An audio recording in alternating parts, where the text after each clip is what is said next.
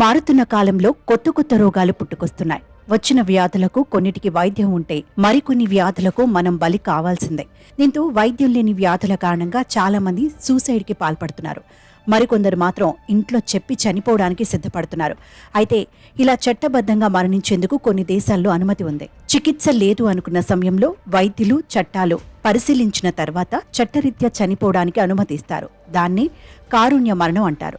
అంటే సులభంగా నొప్పి లేకుండా ఆ రోగికి శాశ్వతంగా విముక్తి కల్పించడం అన్నమాట.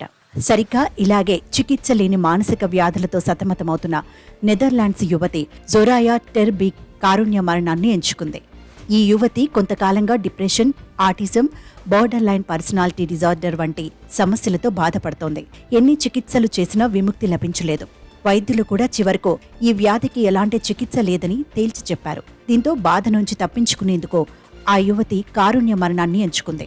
ప్రేమించిన వ్యక్తి కుటుంబ సభ్యులు ఎంత నచ్చచెప్పినా వినకుండా మే నెలలో కారుణ్య మరణానికి రంగం సిద్ధం చేసుకుంది. ఈ ప్రక్రియలో ముందుగా రోగి ఇంటికి వెళ్లి తొలుత మత్తు మందు ఇస్తారు.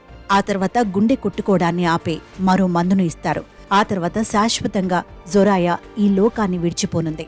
నిజానికి నెదర్లాండ్స్లో ఈ కారుణ్య మరణాలు కొత్తేమీ కాదు. ఈ మధ్య కాలంలో తరచూ జరుగుతున్నాయి. 2001లో కారుణ్య మరణాలకు నెదర్లాండ్స్ చట్టబద్ధత కల్పించింది.